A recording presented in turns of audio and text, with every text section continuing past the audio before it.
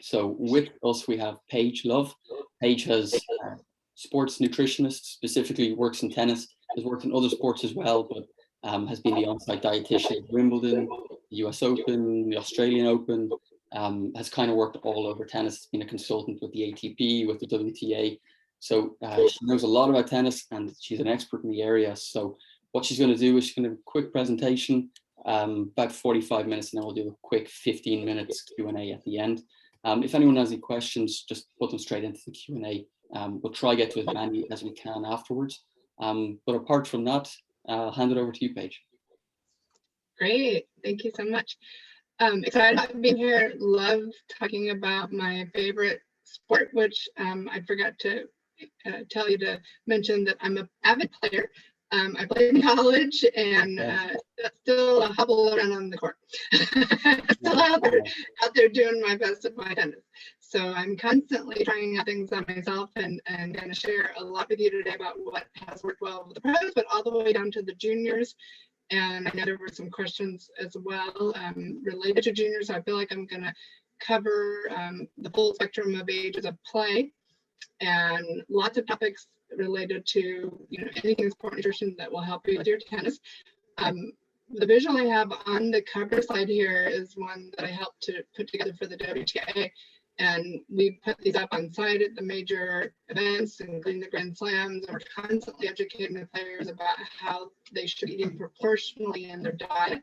And so this is a fun tennis racket visual. If you are familiar with the MyPlay, US MyPlay, we kind of change that, morph that into a tennis racket, and so you'll be seeing some of these tennis racket plate visuals throughout the presentation as we talk about different phases of what to eat in general, the training diet, which is what this fueling tennis racket is about, but I'm also going to hit on before play, after play, so all phases of fueling for tennis, as well as even on the court. Tennis is a unique sport in that we can actually eat a little bit on the court because we have the changeover. We have a unique situation in the sport to be able to really fuel to play your best tennis. So I'm going to give you all the tools today. And if anybody wants to contact me afterwards, I do have a whole kit I've developed for coaches and players. I think this is really geared towards coaches who work with juniors. A lot of handouts. Glad to share any of these. Anything I have in the presentation today is in handout form. So if there's a particular topic you're interested in, you can email me afterwards or email me through my website, which is mentioned here, and I'll have it on the closing slide as well. Paige, just before you go on, sorry, Paige. I have just a couple of comments here that just say sound quality isn't the best. You don't happen to have any headphones with you, do you? No. Let me. If I move closer, sometimes closer is helpful. Yeah, perfect. Just go like that, Paige. That's perfectly fine. Okay. Is that sounding better? It is sounding a bit better to me. Yeah. Okay. Good. All right. So with performance nutrition and hydration, I am mostly doing one-on-one consultations. I do a lot of group presentations like this, but when I'm really developing plans for people, it's one-on-one. So this shows you a little bit of what we do in a consultation, that we're really taking a look at a tennis player's lifestyle, anything that's medically going on with them, the current eating habits, what they are currently using. I get a lot of questions from players about different products. I'm going to hit on some solid sport food products that I do recommend for tennis throughout the presentation as well today. Obviously, I know people are coming from different parts of the world and listening to us today. So if you have a product that's unique to your country and you want to shoot it to me by email and have me take a look, I'm glad to do that. I do a lot of that with ATP and WTA, where I'm reviewing products that want to be tournament sponsors. And so I'm looking at these for safety, for appropriate claims that are scientifically sport nutrition valid, that kind of thing. So I'd be able to help with that, as well as y'all have questions. As I've worked with players, particularly female players, but this is not just unique to females, I find that a lot of fad diets that are popular in the world right now, particularly in Western culture, tennis players fall prey to this too, particularly players who want to lose a little bit of weight or just trying to eat healthier. But because so many good players are perfectionists, they tend to take these things to an extreme. So when I just started doing some work on the tour going on about 20 years ago, was working with a #1 player in the world. It wasn't Serena, but her caliber, just using her as an example of the caliber player. These were the thoughts that came up in the initial session as I was reviewing her eating habits with her. She felt like she needed to lose weight to play better, and that's not always the case. I mean, I think we all know that tennis is a performance or a power sport. Muscle means power, so the smaller, very low body fat, low muscle weight player may not be the stronger player, and I think we definitely know that in men's tennis. So I would say the same falls true for women's tennis. She also thought she had to really avoid a lot of foods, that she couldn't eat any red meat, and I would say that for a lot of female players, about one of the most common issues we see on the tour is low iron status. So lean red meats are your best form of iron. I do also work with a lot of vegetarian players, so I help them meet their iron needs. So it is possible to do it with vegetarian eating, but you have to work hard, and usually you have to supplement your diet with iron. So avoiding red meat may be detrimental if you're not supplementing with iron. She also felt like she needed to avoid white bread, and carbs are the #1 fuel in tennis. So an occasional white bread or pasta or rice is a decent fuel for a tennis player. Now, am I recommending lots of sugar? No, but we do want to make sure that the player is getting adequate carbohydrate. And then high protein. Right before she went on the court, she was eating one of those 20-gram protein bars, and that's the exact opposite of what we recommend. So #1 player in the world, lots of information out there, but even her coaches were confused about that. So she was eating something equivalent to a 4-ounce piece of meat right before she went on the court, nibbling on that, and so that was weighing her down, causing some upset, thinking that was a good choice. And you'll see later in my presentation how I talk about high carb bars being the better choice, or high carb snacks being the better choice right before we go on the court. And our goal is not to eat fat-free. She felt like she needed to eat fat-free to lose body fat. We need a little bit of fat to help with making hormones like estrogen, testosterone, the thyroid hormone. If you go fat-free, you actually suppress all of that, and that has a whole variety of negative medical consequences on a player, not to mention low energy and possibly not being able to last as long in a longer 3 or 5 set match. What do we see in tennis between both the men's and women's tour? And I would say, yes. Hey, Paige, sorry, I'm really sorry to interrupt again. We're just getting a lot of these questions about the audio that people just can't really, it's kind of flickering or something. You know what maybe is a wise thing to do? If you stop sharing and if you leave this chat and maybe just click the link again and come back in, are you able to try that? So you want me just to exit out? Yeah, like it's working for me. I can hear it perfectly right now. Can someone just put in the chat if they can maybe just say a few more things there, Paige? And okay. Yes. I just checked my volume, and my volume's all the way up, and I hear you perfectly. I wonder if it's more their connection than our connection. Mm-hmm. I can't go any louder, and I'm on top of the computer. So yeah. You know what, Paige? Maybe if you just turn off your camera, maybe the audio maybe there's less bandwidth. So if you just turn off your camera, maybe the sound quality will improve. All right, hold on. Let me get back to.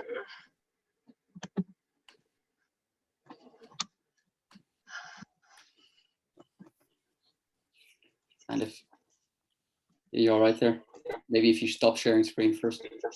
Yeah. Right, how is that? Okay, can you just say a few more things, and if someone can just let me know in the chat. Okay, sure. Yeah, just let me know if this is better, not having my video. Better? Yeah, everyone is saying better. Okay, perfect, Paige. We're good to go now. All right. The most common things I see when I'm working with both pro and junior players and collegiate players for that matter, most common complaints I'm seeing are fatigue, #1, hands down, definitely the most common thing, particularly when players are playing tournament after tournament. They're running themselves down. It's hard to keep their training diet on track. So low energy and fatigue are the most common. I've already mentioned in the females in particular, low iron status. Not unusual that we have weight loss when players are playing back to back, having a hard time maintaining their muscle weight. losing the wrong kind of weight, basically, frequent injuries. Nutrition plays a critical role in keeping the body strong and rehabbing injuries, particularly if you have overuse injuries, like shoulder issues, elbow issues, ankle issues. Your nutrition, your protein intake, your energy being adequate are critical roles, as well as things like sleep, as we know, and appropriate training.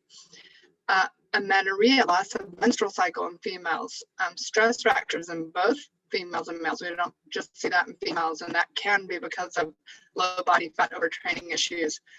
Seeing a lot more allergy sensitivity issues, and I'll talk more about that. And then female athlete triad issues, which we've now renamed as RED, relative energy deficiency in sport. But the most classic example of that is when a female player is not eating quite enough to meet their training demand, menstrual cycle stops, and then bone density starts to be negatively impacted. So we want to be very aware that the lack of nutrition starts to negatively affect the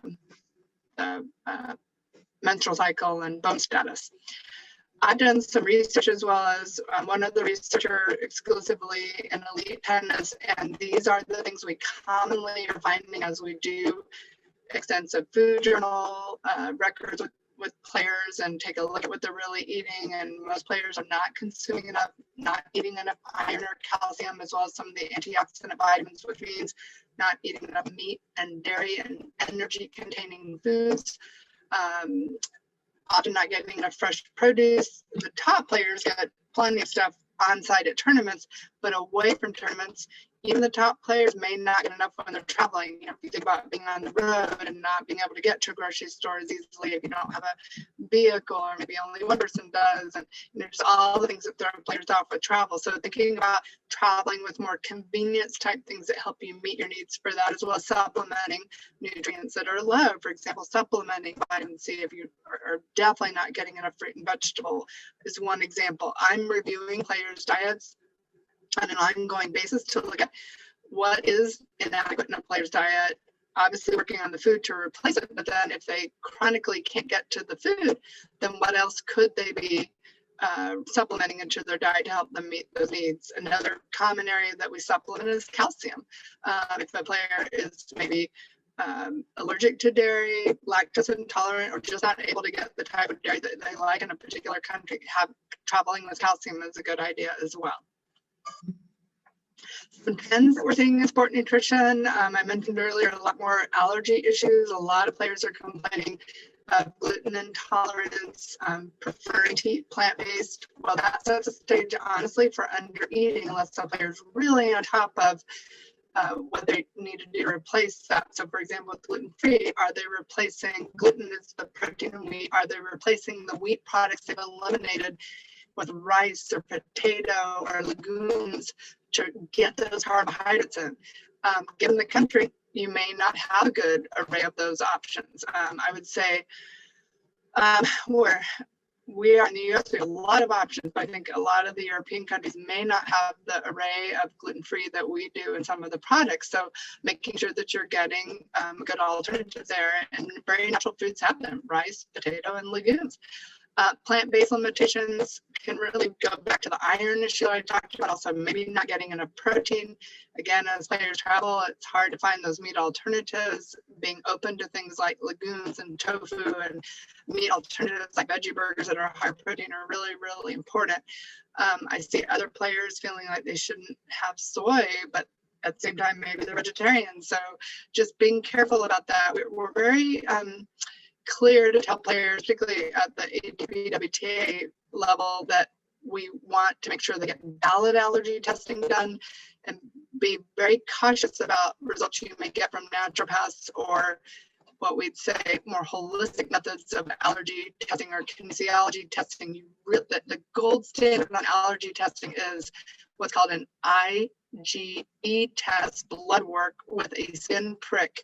That combination shows if you are truly allergic to a food. Just holding a food close to your body and seeing if you are weaker is not an allergy. That is not a scientifically proven allergy. So I just want to caution against that methodology. We have seen improvement in hydration. I'm going to review hydration guidelines. Players really know what they need to do on court, but off court could stand still more improvement because players don't think to drink as often when they're off the court. We've also seen an improvement in salt. Sodium is the main electrolyte lost in sweat. So players are on top of using salt on the court, but again, don't be afraid to use salt off the court. Salty foods, using table salt, no problem doing that. Most players use 2 to 3 times their non-active counterpart as far as need those additional sodiums replacement to replace their losses, because it's 2 to 3 times the normal person who's inactive. Looking at our urine color, players are also on top of this. At the tour, we put urine color charts in the bathroom stall. We have urine color little cards. We encourage players to be aware to have a light yellow colored urine, not a clear. I think a lot of players think, oh, clear urine, that's good. No, clear urine is a sign that you're overhydrating. Light yellow is correct. Dark yellow is dehydration. So I'll show this in upcoming slides. And then players have done an excellent job in the last decade with protein recovery. Most players have their own protein beverage. What we recommend is anywhere from 15 to 25 grams of protein within 15 to 45 minutes after play. Chocolate milk does the trick, as you see pictured here. But it could also be your own personal protein beverage that works for you. We have also seen that some players are afraid of sport beverages, and we highly recommend at elite level of play, even for elite juniors, that you bring both water and sport beverage out on the court. You may not always need the sport beverage early on, but as you go further in play, let's say a 3-set match or 5-set match, you're going to need energy and electrolytes coming in, and only having water will be a limiting factor for energy output. It's been well proven that taking in carbohydrate and electrolytes helps the player to maintain a higher power output, more consistency with their strokes and power with their strokes if they have energy coming in on the court. Again, we're in a unique situation to have a changeover to take advantage of this. Some players get confused about the different sport foods, particularly energy bars. I used the example already, performer number 1, female player, thinking protein was the choice before she went on the court. Protein is recovery.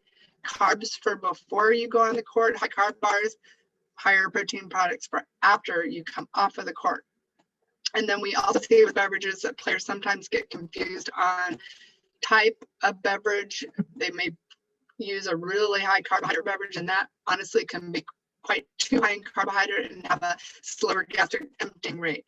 We also don't want to discourage sodium in the beverages. So if you're choosing a beverage that has no sodium, like one of these 0-calorie beverages with no sodium, and you're watching your calories, you're doing yourself a disservice. If you're a heavy sweater or if you have had a cramp history, you need that salt in your beverage. In fact, that's the key electrolyte you want to make sure that you're taking in your beverage. Now, here's this fueling racket again, and what you'll see is that half of the racket should be in starchy carbs. So the pastas, the rices, the potatoes, the breads, the cereals, oatmeals, 1/4 in protein, 1/4 in fruits and vegetables. This is different than an inactive person. Maybe your coach or your spouse or your parent would be eating 1/4 in carbohydrate and only choosing one choice. Players who are high energy needs need half of their plate in carbohydrate. That may be upwards of 2 cups of carbohydrate. You can see with extreme moderate to high intensity exercise, we're really recommending 8 to 12 grams per kilogram per day of carbohydrate. Tennis players definitely fit into that range. So shifting our thinking on the plate model, this is kind of an American dinner plate, and you can see that the meat is 1/4, that we got 2 starches, we've got a fruit and vegetable, we've got a side bread. So a little different than maybe only having 1 starch. Don't be afraid to have that second bread or starch or grain, as we also call it. So the athlete plate is different. They've increased energy calories coming from grains and fruits. And don't forget the hydration category, which we'll talk more about, but this was just a typical dinner picture, but I would also put a nice 16-ounce water bottle with this dinner plate if this was a player's meal for dinner. And just more information about why these low carbohydrate, high protein diets are not ideal for tennis. Again, back to the pull or temptation to try the paleo diet or the keto diet or the South Beach diet or the Atkins diet, which are all very low carb, even to the extreme of avoiding the starch at the meal. We don't recommend that for tennis because it results on the court in an immediate lack of energy, that fatigue issue that we see. In fact, that most common physical complaint that we see with players, fatigue, is partly from not eating enough. So I can't stress enough the importance of getting the carbohydrate on your plate.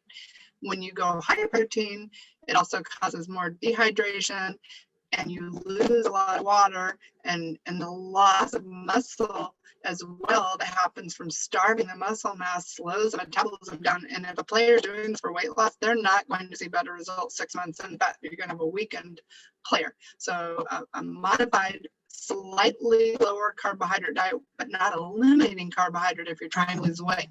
So no less than 4 cups of carb a day, but keep in mind all these healthy starchy vegetables, rices, peas, corn, legumes, lentils, those can be your choices. So we can pick really fibrous, healthy things.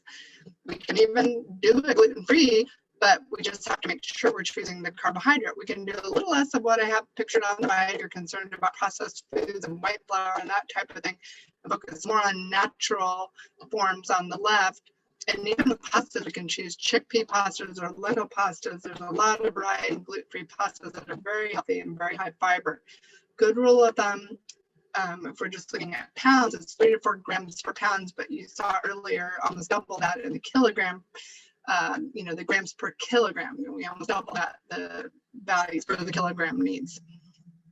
Now, when you're wanting to cut back a little bit on carbs, let's say you think you're overeating carbs, go for higher fiber choices and, whole grains whenever you can. Evenly divide your carbohydrates throughout the day. You can just do what I say, like a fixed amount at every meal. And if you don't have a late night training session, you can go a little bit lighter in the carb at the dinner. That's the best time to do that. But if you have an important tournament match and you're going to play again the next day, you do want to get carbohydrate in that dinner meal. So be aware of that. Make sure that you're getting plenty of fruits and vegetables. These are secondary carbohydrate sources, but not nearly the complex carbohydrate value that you have in your rices and pastas and potatoes and legumes. But we want to get the most bang for our buck. So when we're limited in fruits and vegetables, pick the things that have the most color. Red and purple are really beneficial for tennis players because they have a high anti-inflammatory benefit, which means your muscle soreness heals or shortens in time. Cherries in particular, there are a lot of cherry products out there, from cherry chews to cherry drinks.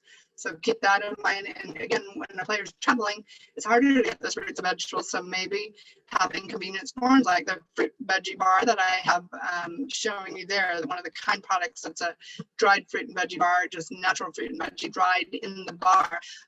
All kinds of dried, dehydrated fruit products out there that can help and meet those needs when you're traveling. But eating from the rainbow, eating reds, greens, oranges, yellow, and particularly solid all the way through. In the US, the 2 most popular fruits are apples and bananas, and we see a lot of players eating bananas on court because they're bland. But those 2 fruits actually have lower nutrient density when it comes to antioxidants because they're lighter in color. But if you look at what I've got listed here, it's red all the way through, orange all the way through, green all the way through. So we want those colors to be all the way through the fruit or vegetable, and that means you've got more packed vitamins to help the player with recovery nutrition. Don't be afraid to add in 100% natural fruit juice to meet your fruit needs, or tomato juice to help meet your veggie needs, or smoothie. At the big tournaments, we have smoothie bars, and the players love these, and these for before and after play. And these are great ways to help meet your fruit and vegetable needs. Now, protein needs, we've already established, are not needed in as great a volume as the carbohydrate. We need about 0.5 to 0.7 grams per pound, whereas you saw in the previous slide, 3 to 4 grams per pound for carbohydrate. Protein generally about 1/4 of the plate. What that equates to, if we're working with a meat-eating player, is about 6 to 9 ounces of meat. And what I like to say is palms, and I use the hand visual for players across the globe because everybody has a hand, and the palm of our hand is 3 ounces. So we're looking at 1 to 2 palms at a meal, to meet a player's needs. So like 2 small chicken breasts, 2 small fish fillets, that kind of thing, for one of your meals, and probably only 1 palm at the other meal. A lot of players eat lighter before they go on the court. Let's say they have a mid-afternoon natural practice. A 1 palm serving works well for that time, but the dinner can go higher in protein for recovery. Part of your protein also comes from dairy. We need 2 to 3 cups of dairy per day. There are dairy alternatives if you don't tolerate dairy well or you have a dairy allergy. But milk, yogurt, cottage cheese are the best forms for the highest calcium, vitamin D content. But there are lots of good alternatives. I'm going to go ahead for a second. Pea-based milk, pea protein-based milk, almond-based milk. In the US, we have excellent protein fortified options to help players meet their needs in the dairy alternative realm. But in your country, you're going to want to look for 8 to 10 grams of protein in the dairy alternative, the vegan alternative. If it's only got 1 gram of protein, which many products do, that does not count as a dairy. And when it comes to meat alternatives for the plant-based eater, plenty of options with Asian, for tofu, all kinds of soy meats out there. Soy chicken is very popular, seitan, which is also a great dense wheat-based protein product. If you're gluten-free, you wouldn't consume that one.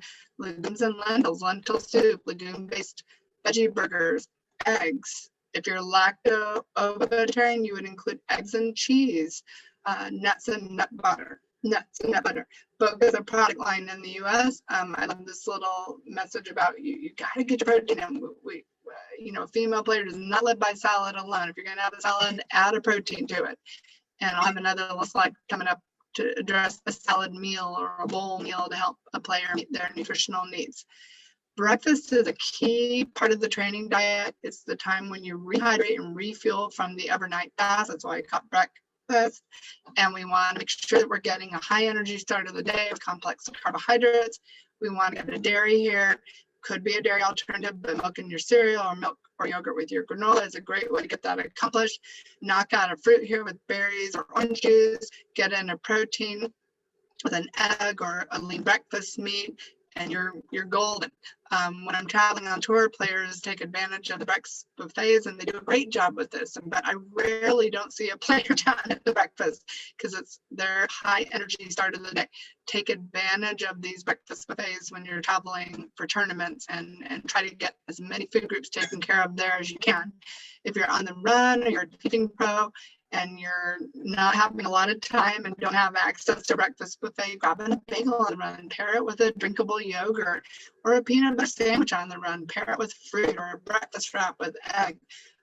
Lots of quick ways you can get 2 or 3 food groups in one item, and that's really the best way to get the most bang for your buck. When you have several food groups together in one entree, you will knock out more.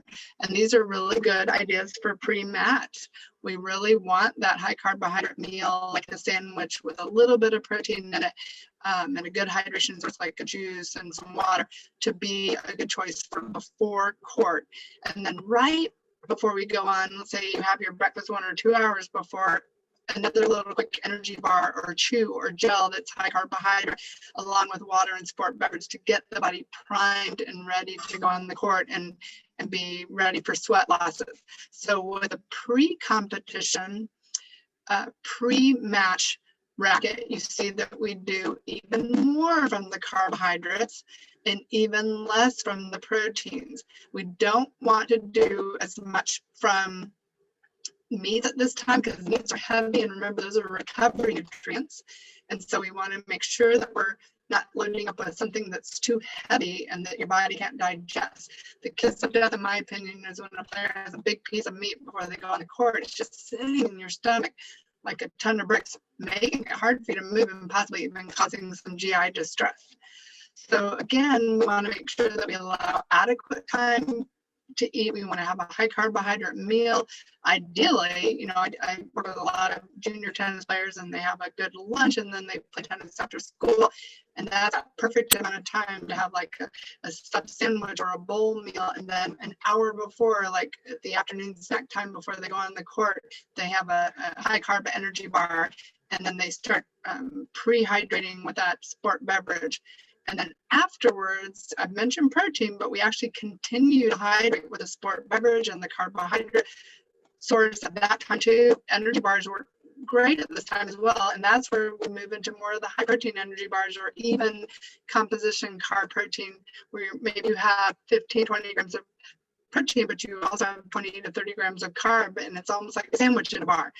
And that's a good replenishment along with fluids, and that can really take the place of a recovery beverage. A recovery beverage like a chocolate milk or chocolate protein shake also is appropriate at this time. What other foods are good on-court nutrition sources? Well, gels and chews are very popular these days, and they're high carbohydrate, but they're, for the most part, maltodextrin, so a little bit of starch in solution, and they also contain electrolytes. Unfortunately, a lot of the gel and chew companies also do high caffeine versions of these, and you want to watch out for that. Those are really more for the ultra endurance athlete who experiences more fatigue and needs a little caffeine jolt. Not a good idea for the tennis player, because it can stimulate more sweat loss, fluid loss, and can set the stage for heat illness. In fact, one of our rules of thumb on the ATP tours, we don't approve caffeine sport foods for on-court use at the ATP, which is just one of our rules. So whenever I'm reviewing products, anything with caffeine is off the table. So we are not going to take a risk on causing a player to have an increased risk for heat illness. Food-wise, tennis is a unique sport where we can actually eat a little bit of solid food on the court too. We can have saltines or pretzels, bland starches with salt, easy to digest, lightweight. If you think about a pregnant woman having morning sickness, the very safest thing to calm her down is a salty, plain grain like saltines or pretzels. Well, on the tennis court, we don't want to upset our stomach, so we want the same kind of thing, something salty and light, replenishing electrolytes for giving us fuel, and then having your sport beverage or water with that. Some players who are heavy sweaters do need the additional salt, like the little salt packets that I see that have added, visualized here for you. Adding one of those to a 24 ounce or 30 ounce sport beverage is a great way to meet higher sweat loss needs for players who are prone to cramping, and we know that they're heavy sweaters. The type of player that has salt on their hat or their visor when the visor has dried, that's the kind of player that may need to be adding salt to their sport beverage. And then for recovery, carbs and proteins are really important. After play proteins, like my little chicken guy here, is really critical.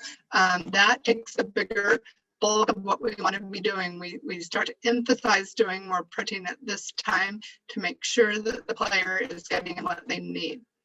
And so you've got the good example here of what we want to be doing on the court, and then additionally afterwards for recovery.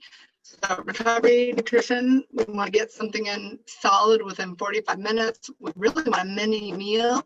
We want to start off with something like the recovery drink or chocolate milk, but then we want to move right into a sandwich and fruit and additional water, maybe even a pasta meal at that time as well. We really want a 4-to-1 carb to protein ratio. Even though we talk about protein being critical, it is critical, but we still want carbs in with that protein in that dinner or a recovery meal.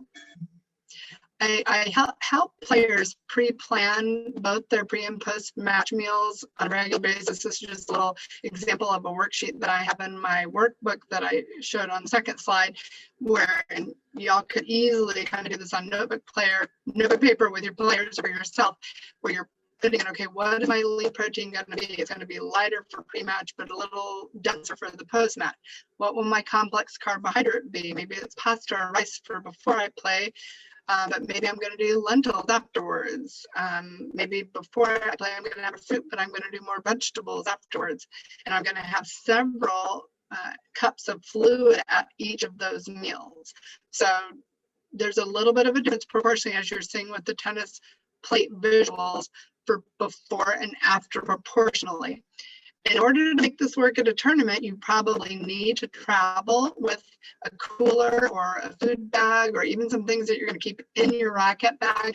This is a good example of just some common carbs, proteins, and beverages that I recommend bringing to tournaments.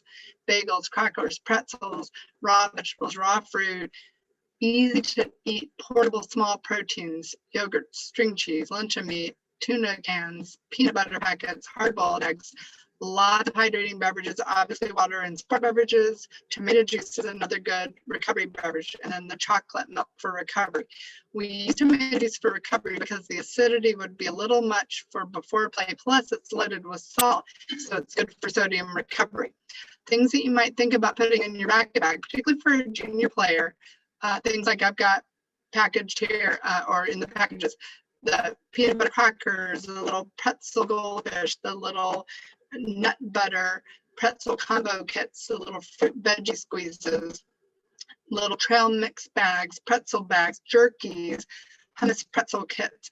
These are all great portable things for a tournament, and some of these things can be nibbled on court. The pretzels for sure can be nibbled on court. The fruit veggie squeeze it's almost like a gel. Putting that into your mouth on court would be perfectly fine. The peanut butter cracker would be comparable to a even distributed carb protein bar to have in the snack time between matches.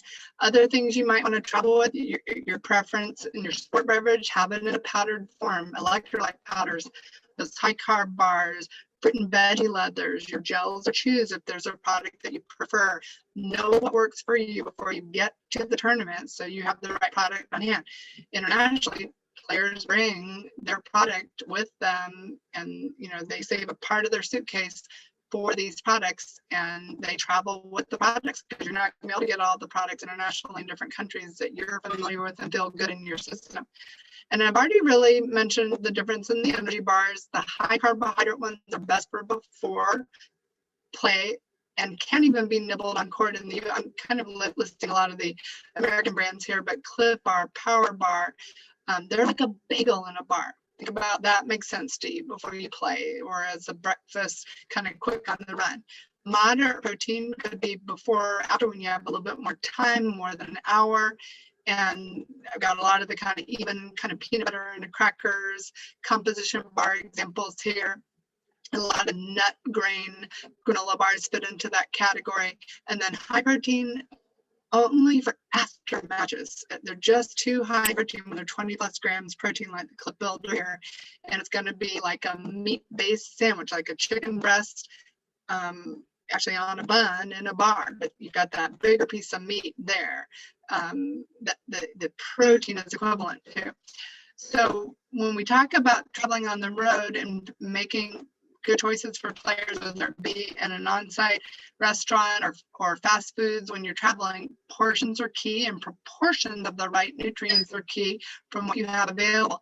A lot of juniors and even collegiate players are having to stop at fast food on the run. I remember when I played college tennis, one of the mistakes I made one time was having too big of a piece of chicken before I played, and it was a grilled chicken actually, and I started getting sick on the court within the first 10 minutes because I timed it too close to match time. Actually, our coach timed it too close to match time.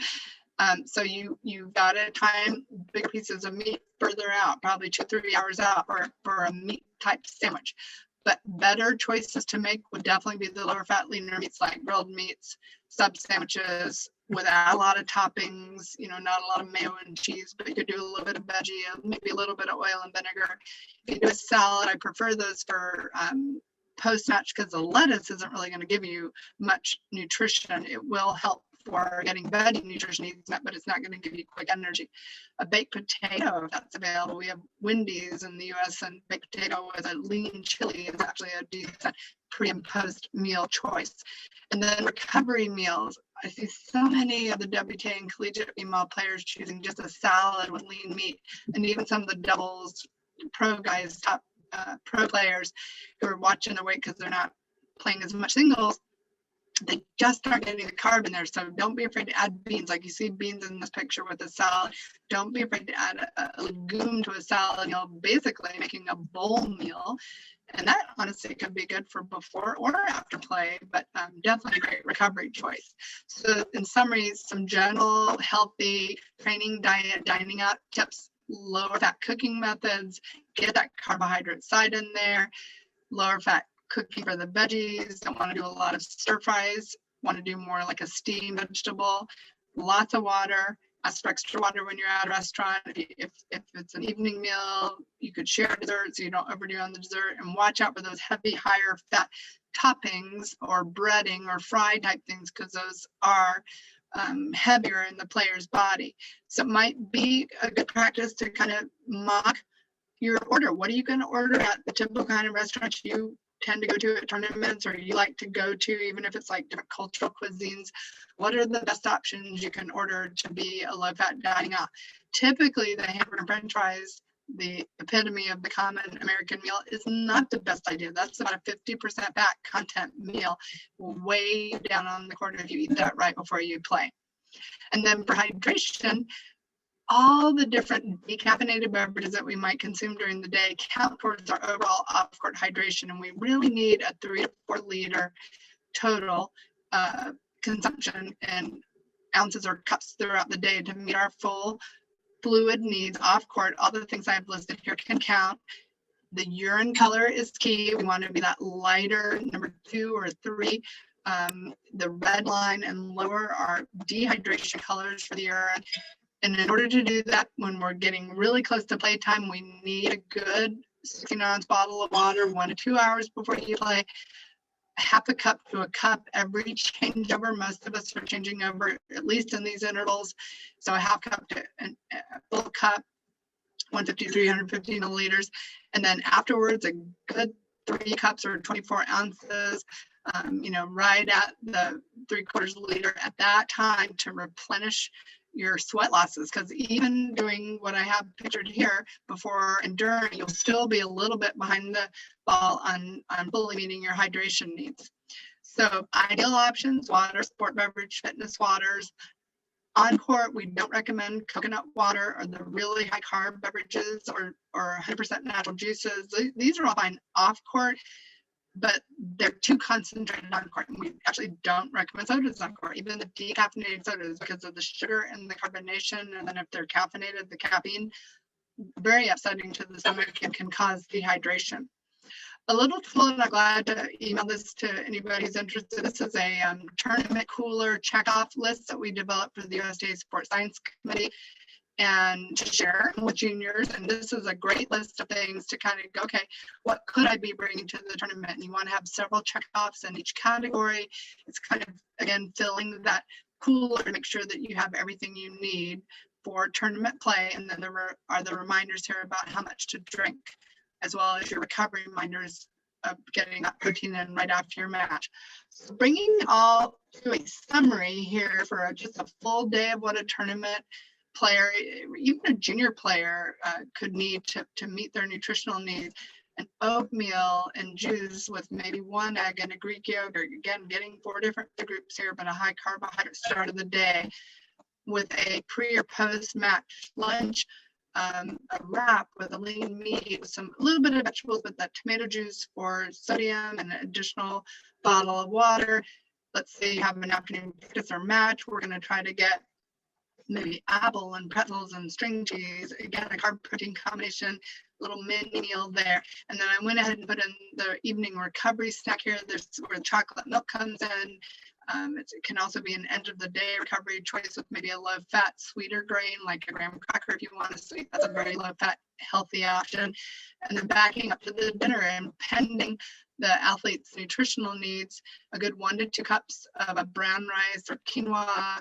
A fish is a great anti-inflammatory choice, particularly salmon. A couple of veggies here. We can load up on veggies at dinner time. Even a salad-based meal is good, but making sure we get the topping of something like the quinoa or a legume on top, and then replenishing that meal with, or including in that meal, another bottle of water.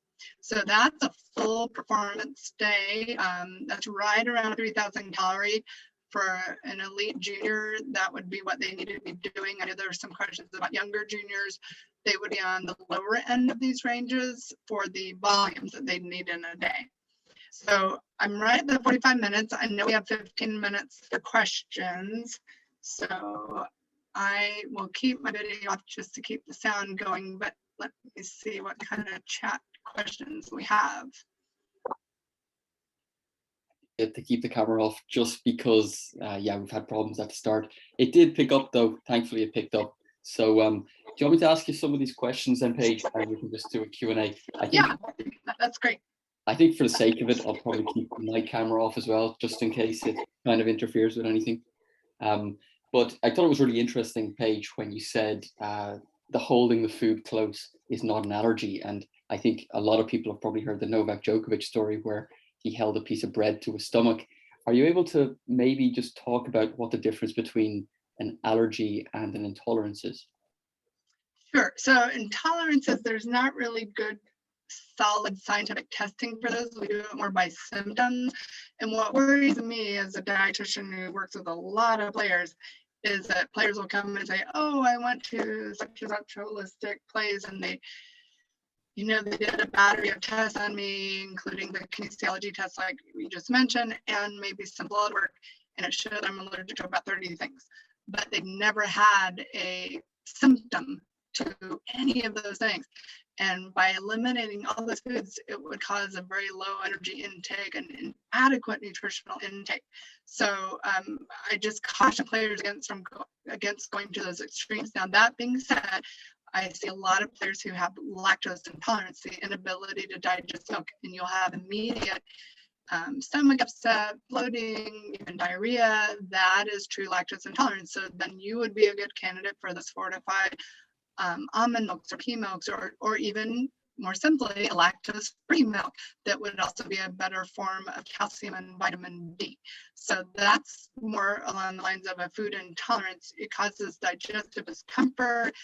An inflammatory allergy response is when you have kind of inflammation in your throat, or you actually see like swelling in the lips, and the throat feels like it's closing down. That's anaphylactic response.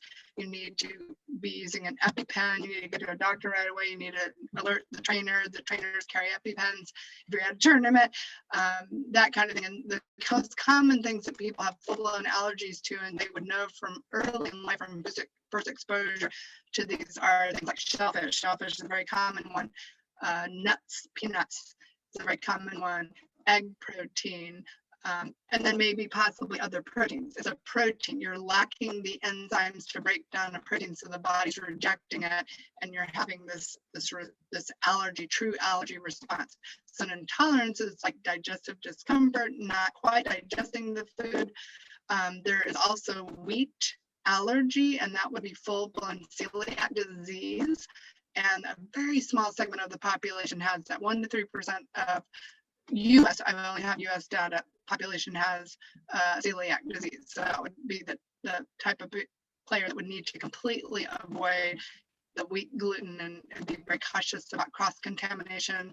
For example, a restaurant that might have bread on the counter, but then put something else on the counter that had that they were going to use for the gluten-free, and it has touched where the bread is. That would be something that somebody with celiac disease has to watch out for. Or pans that they just used to cook a pasta that had wheat, and then they're then cooking something else that doesn't have the pasta. And same thing with seafood. We've got to be really careful about shellfish allergy, and using a fryer that has cooked shellfish, but then they're cooking fish, and you're choosing fish thinking you're safe, but there are shellfish remnants in that fryer that could cause the allergy response. Yeah, no, like you definitely have to be careful, don't you? Especially if someone's super allergic to them. But tell me, Paige, just in general, this isn't to do with allergies, but just personally, I find it really difficult whenever I cook dinner. I think, oh, what am I going to cook today? And it's just hard to come up with ideas, I find, and you don't want to go through like a crazy recipe where you're cooking for an hour and a half. Do you know of any places to go to, like kind of like where you could actually get ideas for meals to cook, say for post-match meals? As far as restaurants, types of restaurants? No, not really restaurants. Like maybe something like an online portal or an online page where maybe they have ideas that, you know what I mean, that are good for athletes, for maybe post. I mean, I definitely have some of that. If y'all want some, just quick handouts, one thing I recommend, I mentioned it during the slide presentation, is bowl meals are excellent for recovery. I've got a one-page or a bowl meal worksheet. In fact, we sent it out internationally with the WTA's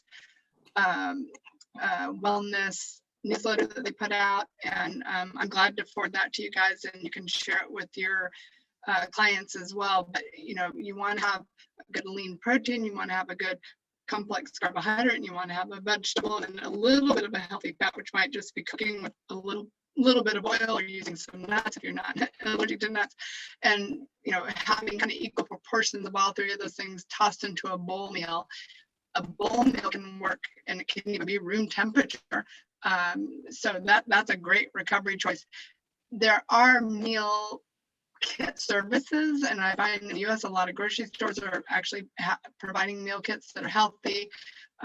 We have all kinds of meal services like HelloFresh and Green Chef and things like that, where you can actually order meals. And as I've been working with the ATP players virtually from different countries, they're telling me that they're finding meal services in their country that can provide healthy meals. So I think, there are things that are country specific and city specific where you can use mail order food services that have athletic type eating plans, where you can order those and they are delivered to your home, even on dry ice, and they're fresh foods.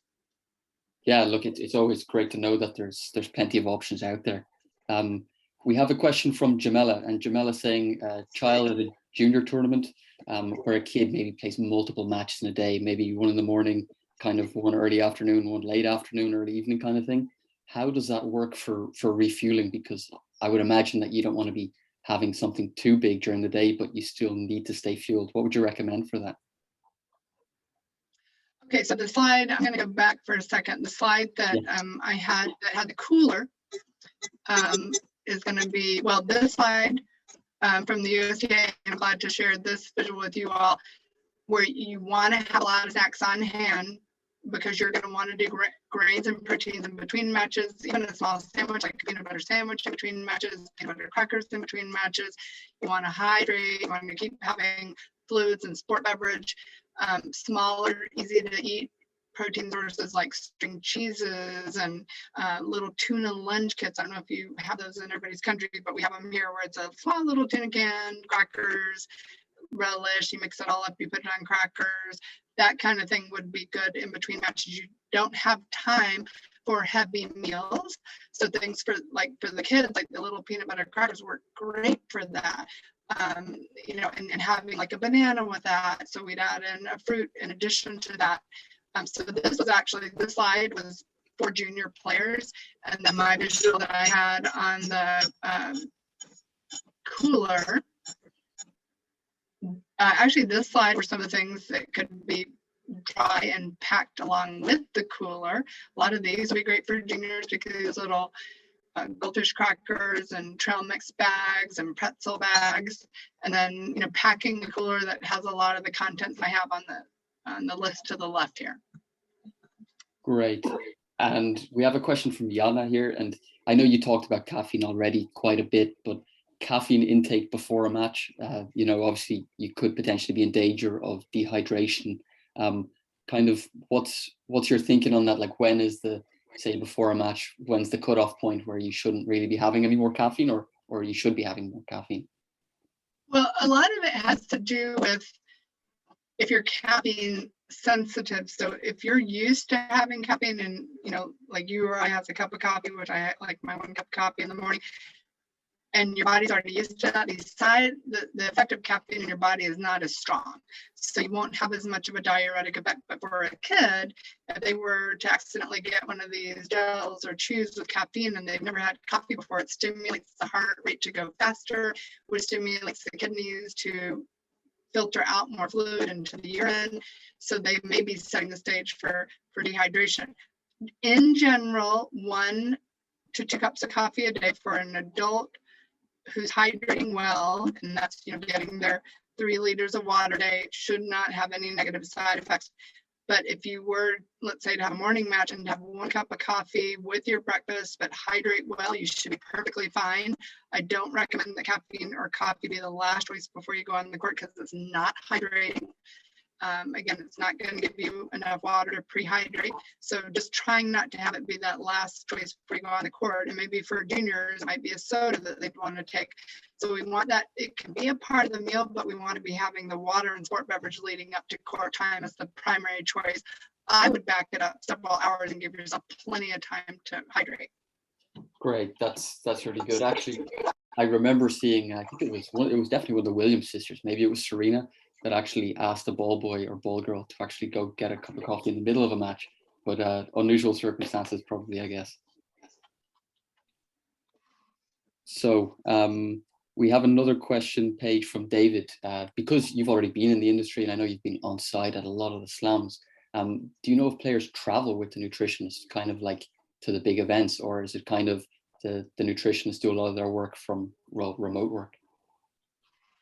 A lot of federations have their own nutrition person, a sport nutrition, like LTA has a sport dietitian, USTA, we have a sport dietitian. You know, some of the smaller countries do not. Do they travel with the nutritionist? I rarely see that. And that's one reason why both tours provide someone like me on site. I'm the only dietitian right now for the men's tour. And then we have two dietitians, myself and one other dietitian for the women's tour. So we're made available on site because that is not a typical specialty that is a person that travels with them. Now, some trainers have some nutrition expertise, and I often will talk to a player's trainer and clarify some of the things that they need to be doing or looking at a sport food product. And then some players travel with chefs. And I think both the trainers and the chefs, depending on the country, probably coordinate things with the dietitian in their home country. A lot of players do have dietitians in their home country, but I rarely see that they're actually traveling with them. Geez, that'd be unbelievable, actually traveling with the chef. That's you'd want to be pretty big time for that, I'd imagine. But no, obviously a great luxury if you can. Question here, Paige, about training days versus match days. And you know, obviously match days can be demanding, but training days can also be demanding. What would you actually break them up as two separate things, or would you treat them similarly? It's interesting you asked that, because training days at home, I find players will, you know, have their home foods, they'll do a little bit better. But then on a match day, if they haven't prepared well, they may not eat enough. And they don't have all the things available to them unless they brought them with them, or they're planning ahead and scoped out what's there and know what to go for. So I do find that players vary that. And they also sometimes cut back way too much on a non-playing day, like a travel day, when it's really important to be fueling up if you're playing the next day. So this is something that I really have players try to be more consistent on. We don't want to have as much variance between a training day and a match day. Now, you may have to time things differently before your match, but we don't want a big calorie differential between those two types of days. You want to be more consistent with your overall diet, so your body's getting a more consistent source of fuel coming in and meeting your overall calorie needs. This question kind of comes up in every webinar that we do, and it's to do with sleep and linking to diet, because sleep is linked to so many things for performance, right? But just like, if you're eating well but you're not sleeping well, is eating well any use to you? You know what I mean? Or how do the two things combine? Well, sleep is critical, as we all know, and it's not my area of specialty, but I think everyone on the webinar knows that if you don't sleep well, you're going to be fatigued and tired and not at your best. So if you don't sleep well and you don't eat well, we got a double whammy there. So those two work, you know, hand in hand, and are critical parts of just overall wellness and self-care for any tennis player. So, you know, I find that when people don't sleep well, they also are more hungry in the middle of the night. You're up, you might get into overeating, stress hormones go up, you may crave less healthy foods. There's all kinds of interconnections with unhealthy choices that happen, but bottom line, you are up and you need food. So it's really important to eat appropriately when you have more up time, waking time, and watch your choices late at night. And sometimes a nighttime snack is helpful to get you back to sleep. For example, like a yogurt and granola could be a light nighttime snack that might help you sleep. Okay, Paige, we'll do one last question just before we wrap it up then. This one's from Sarah, and Sarah's asking electrolyte tablets. She uses them, but she occasionally gets stomach cramps and sickness. Are there any alternatives that kind of maybe you would recommend that maybe wouldn't make her feel as bad? Yeah, some of the electrolyte tablets are quite high in electrolytes, maybe higher than what you're accustomed to. So that probably is part of what's going on. And again, trying out these things in practice and before match play. Just using the little table salt packets and adding those to a sport beverage would be an alternative, easy, inexpensive way to accomplish what you're accomplishing with an electrolyte tablet in a safer, easier to digest manner. Great. Well, you know what, Paige, we'll leave it at that. Thanks so much for jumping on here. I think I definitely picked something up. I hope other people picked something up, and it's always great to have questions. And sorry to everyone that there's plenty of questions in there. We just didn't get to ask them all. But feel free to email me at the nutrifitga.com. I had it on the last slide. I'll bring you back to that. Yep. And you'll be able to email that or go straight to me. Any questions that you have. I also have a section on my email or on my website that's got a lot of tennis information. Feel free to go to that. I think I even have some other presentations on there that you can listen to, and glad to answer questions via email. Great. Thanks a lot, Paige. And just for everyone here, myself and Fabio, we're going to write an email and we'll have all the information in it. There'll also be a recording of this chat. So you can always look back, and if there was anything you wanted to recap, you can always look back on that. So thanks a lot, Paige, and hope everyone has a nice day. Thank you. Bye.